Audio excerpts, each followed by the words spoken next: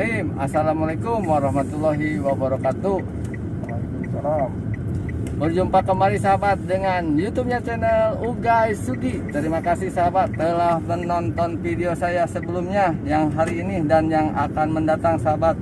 Mudah-mudahan sahabat selalu diberi kesehatan, selalu diberikan rezeki. Biasa saya di sini akan mengajak ngobrol orang tak dikenal sebelumnya, yaitu pelanggan Grab setia. Ngomong-ngomong gini ya, untuk pertama kali saya menanyakan obrolan ini malah untuk mengisi kekosongan waktu dalam menyetir biar tidak ngantuk. Pertama kali untuk melihat mobil saya atau bersama saya di sini gimana kesannya? Unik sih, saya kan di belakang ada jajanan, ada promo subscribe Mang Ugay Sugi. Unik lah, beda dari yang lain.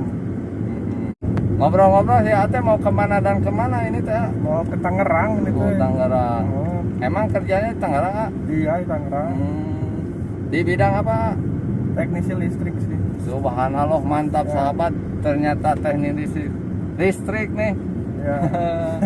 Kita mau menggali ilmu listrik, kelistrikan, mudah-mudahan saya bisa untuk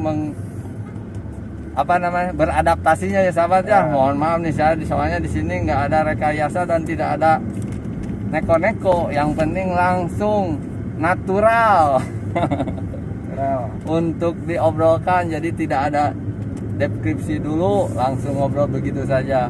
Makanya saya mohon maaf kalau banyak kekurangan dan kekurangannya sahabat, kelemahan dan kelemahan. Mudah-mudahan ada hikmahnya di balik ini semua. Ngobrol-ngobrol untuk menindaklanjuti obrolan untuk pengalaman pribadi saya, minta masukan-masukan ya. Pengalaman contohnya lah pengalaman si AA dari titik nol sampai sekarang sukses seperti ini, bergelut di bidang BUMN yaitu kelistrikan atau ditempatkan di listrik. Itu apa aja yang bisa AA berikan kepada saya untuk motivasi mungkin? Dulu sih saya kan di sekolah itu lulusan SMK ya, dari teknik listrik juga. Nah, dari SMK itu emang sudah pengen, cita-citanya emang kalau listrik ya ke perusahaan listrik, teknisi listrik lah istilahnya lah. Nah, dulu juga waktu SMK tuh kita ikut organisasi pramuka ada. Nah, setelah ujian nasional ada tuh lowongan tuh perusahaan listrik, ikut testing dengan teman-teman banyak. Itu kan yang masuk itu syaratnya harus ranking 10 besar gitu ya. Nah, ada temen yang pengen tapi karena nggak masuk ya nggak bisa, kasihan juga tuh. Ya jadi seleksi juga lah. Kebetulan ya alhamdulillah saya lagi masuk ranking, lulus akhirnya. Nah udah ikut seleksi tuh. Sebelumnya itu sebelum masuk tes perusahaan listrik itu saya masuk perusahaan lain, testing nggak diterima, gagal. Ada yang dites psikotes gagal. Terus kita pernah ikut tes polisi TNI karena gagal, tingginya kurang 1 cm. Nah emang rezekinya udah ke perusahaan listrik ya alhamdulillah. Sampai saat ini berarti udah diakui BUMN-nya udah diterima ya. Sudah. Oke. Emang udah berjalan berapa lama untuk dari di perusahaan kita? Dari OJT itu dari 2013, pengangkatan itu 2014. Sampai sekarang ya udah kurang lebih 6 tahun lebih 7 tahun. Berarti sudah mengabdi di BUMN ya, terutama listrik negara ya. Subhanallah. Keren sahabat nih punya pengalamannya. Kira-kira untuk pengalaman seperti itu tuh mendapatkan apresiasi dari pihak ini sendiri gitu apa aja yang dinilai Nah, ya? waktu testing itu kan setelah testing itu kita ada pelatihan tuh, pelatihan disiplin. Itu di pelatihannya itu di Kopassus Batu Jajar. Itu selama 10 hari itu sebelum pelatihan teorinya ya. Jadi pelatihan mental dulu mungkin, fisik. Itu dilatih oleh tentara Kopassus di Batu Jajar. Itu 10 hari udah kayak 10 tahun. Yang di baret merah itu aja. Ya, Subhanallah. itu pengalaman ini juga sih, pengalaman yang sangat berharga sih. Terus 10 hari kan di sono, ya gimana lah pelatihan tentara juga fisiknya dikuras banget. Dari kita 10 hari nggak pegang HP kan, HP-nya di bawah tuh. 10 hari udah aja latihan, berasa banget, apalagi kalau jadi tentara beneran gitu ya, tuh beneran berasa banget itu. Nah, setelah latihan masih selesai itu baru kita ke latihan pengenalan perusahaan di Bogor. Setelah di Bogor baru kita ke Semarang untuk pelatihan teori listrikannya gimana di perusahaan ini, ya pokoknya tentang pengenalan peralatan, teori-teori kelistrikan aja lebih mendalam gitu. Berbeda dengan teori-teori waktu zaman sekolah. Ya pokoknya beda banget lah di sekolah sama di industri. Subhanallah. Lumayan sahabat nih pengalamannya nih, mendalam. Mendalam sekali nih. Dari dasar soalnya sahabat. Ya. Subhanallah nih. Keren pokoknya mah. Dan untuk sekarang posisinya kan saya udah jadi pegawai BUMN lah ya, boleh dibilang pegawai BUMN. Itu selama ini bergerak di bidang apanya dalam Di bidang gardu induk sih, lebih ke gardu induk. Oh, di gardu induk. Jadi Kalau tegangan tinggi. tinggi. Ya. Itu turun ke lapangan atau jadi pengawas atau seperti apa? Pekerjaannya seperti apa? Kita turun ke lapangan pernah, di bagian monitoring pernah, operator. Lebih banyak sih ke operator, monitoring sama pelaksana maintenance. Maintenance gardu induk. Ya. Di PLN kan ada tiga ini ya, ada pembangkit, ada transmisi sama distribusi. Nah, pembangkit itu kan dia dari mulai nol ya, dari mulai listrik dibuatnya itu di pembangkit. Nah, dari pembangkit itu kan disalurkan melalui transmisi atau disebut dengan sutet, jaringan-jaringan tegangan tinggi itu ya. Nah, di sutet itu kan menuju ke gardu induk. Nah, kita itu penempatannya atau kerjanya di gardu induk, monitoring jaringan tegangan tinggi atau tegangan ekstra tinggi. Nah, dari gardu induk itu kan ada trafo tuh. Ya. Nah, trafo tegangan tinggi itu disalurkan juga ke gardu-gardu distribusi.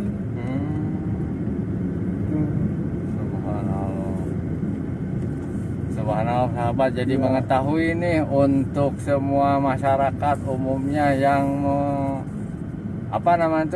pelanggan listrik ya. Jadi jalur-jalurnya tuh mengetahui. Subhanallah sahabat nih, kebetulan ada orang PLN-nya asli sahabat. Dalam udah sekian hampir 6 tahun menjabat sebagai pekerja PLN, kira-kira pengalaman apa aja yang mesti ya mungkin sedikitnya untuk mudah-mudahan ada dedikasi kepada pribadi saya khususnya hanya, atau wejangan lah mudah-mudahan, dan atau pengalaman apa gitu yang bisa disampaikan sama si AA untuk bisa berbagi dengan yang lain kan? Pengalaman khusus ya, kalau kerja di PLN ya sama dengan di perusahaan-perusahaan lain juga ya. Kita ya itu dituntut ya untuk dedikasi tinggi, mengikuti aturan. Yang paling berkesan ya mungkin itu aja sih, waktu pas zaman pelatihan, training. Jadi sebelum masuk PLN tuh ya kita benar-benar di apa ya, ada pelatihan khusus gitu. Di pelatihan pertama fisik mental, terus teori, terus ya OJT dulu. Sebelum di pengangkatan tuh ada OJT dulu. Jadi ya kalau misalkan kitanya kurang baik ya bisa di cancel gitu, maksudnya bukan apa, di nggak jadi pengangkatan pegawainya gitu. Pengalaman kita kan dinas di Tangerang ya, di Gardu Induk ya. Untuk pengalaman khususnya ya seperti itu aja sih. Ya sekarang mah untuk menjalankan pekerjaan seperti biasanya mah tidak ada untuk apa gitu aja yang harus krusial untuk berbagi gitu, nggak ada, biasa-biasa aja. Yang penting kita udah standar pekerjaan umumnya gitu lah ya. Yang penting ya mengikuti aturan, mengikuti standar operasional yang berlaku ya, lancar-lancar aja sih. Oke. Tapi untuk terjun lagi ke lapangan semacam Gardu Induknya itu masih berjalan atau gimana? Masih. Kita kan setiap tahun itu biasanya ada pemeliharaan tuh. Itu bagian maintenance-nya ada khusus sendiri. Kalau kita kan kita standby-nya di Gardu Induk, kita bagian monitoring beban, catatan operatornya lah gitulah.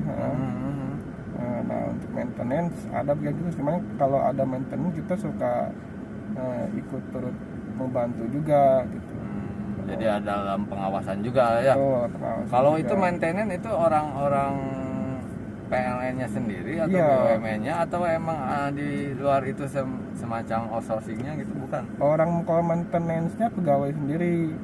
Cuman kalau karena kadang suka ada penggantian material atau apa itu ada misalnya PT vendor sendiri, ada vendor kita diproyekkan.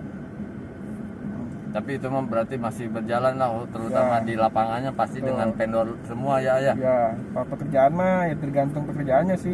Ada yang dilakukan oleh pegawai sendiri, ada yang dilakukan oleh vendor, ada juga yang dilakukan oleh outsourcing. Tapi kebanyakan didampingi dengan pegawai. Betul. Pegawai ya, Diawasi oleh pengawas, pegawai, ada pengawasnya, walaupun di situ ada vendor, tapi pengawas ada ya.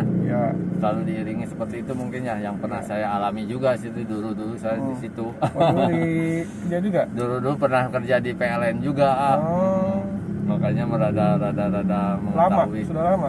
Itu kalau nggak salah kerja di outsourcing saya nyampe 10 tahunan. 10 tahun? Di lapangan. Di lapangan? Di lapangan.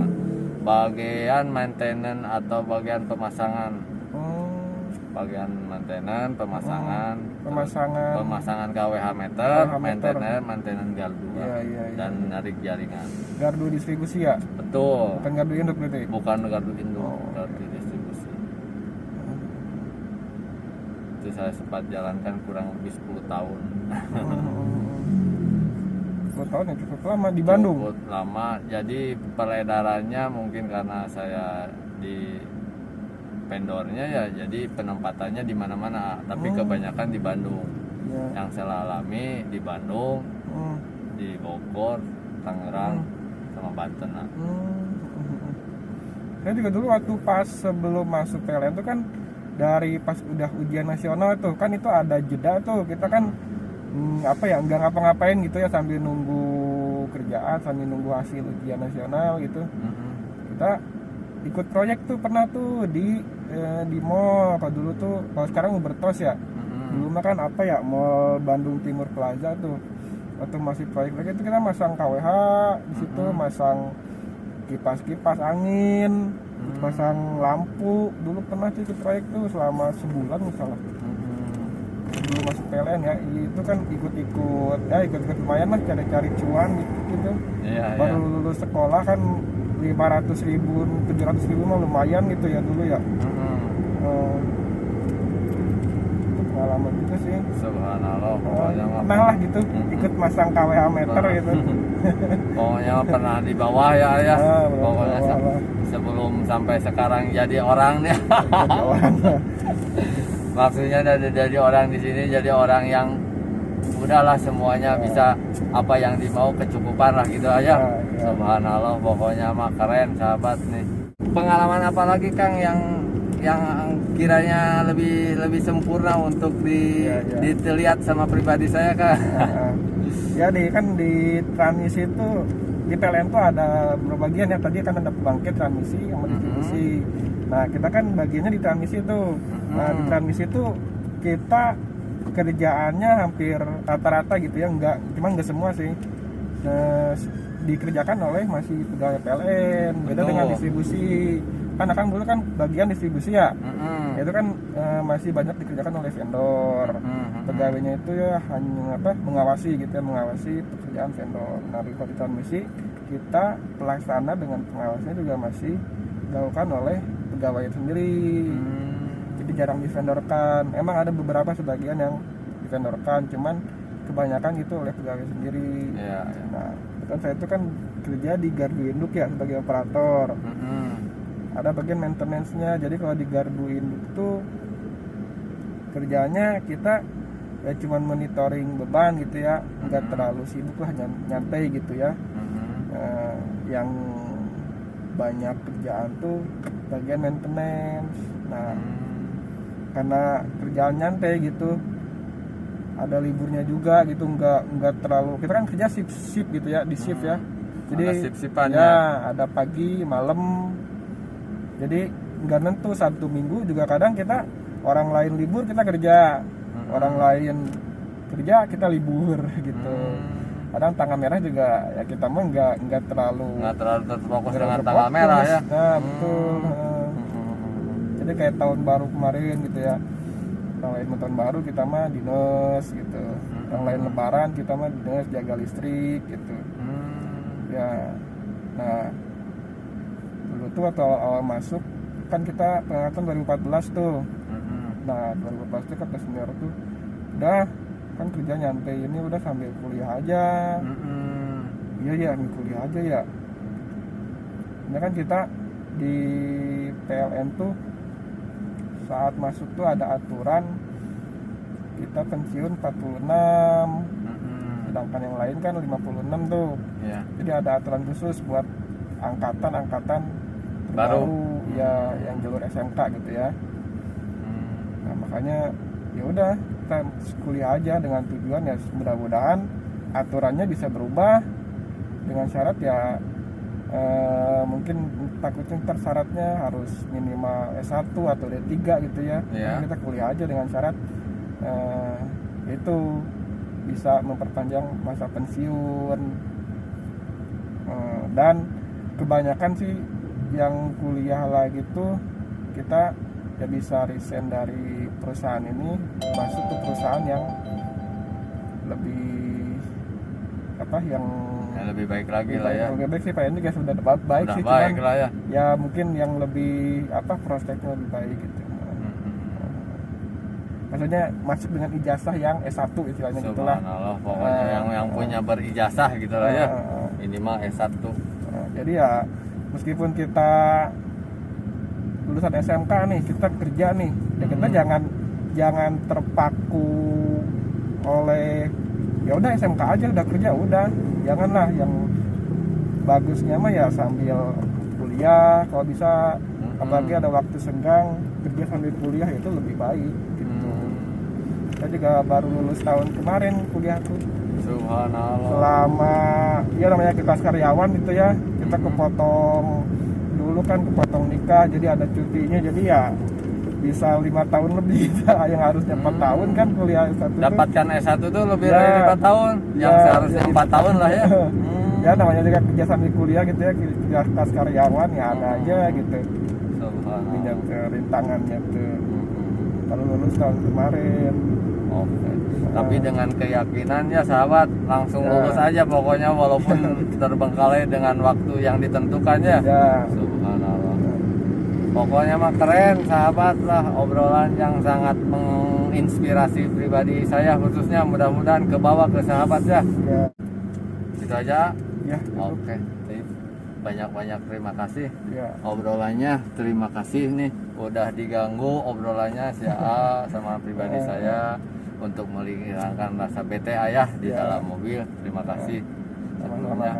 Pokoknya jangan lupa di like, di share, di komen dan di subscribe, dan tak lupa juga untuk mengklik tombol loncengnya biar terus berlangganan video-video terbaru dari YouTube-nya channel Ugais Sugi.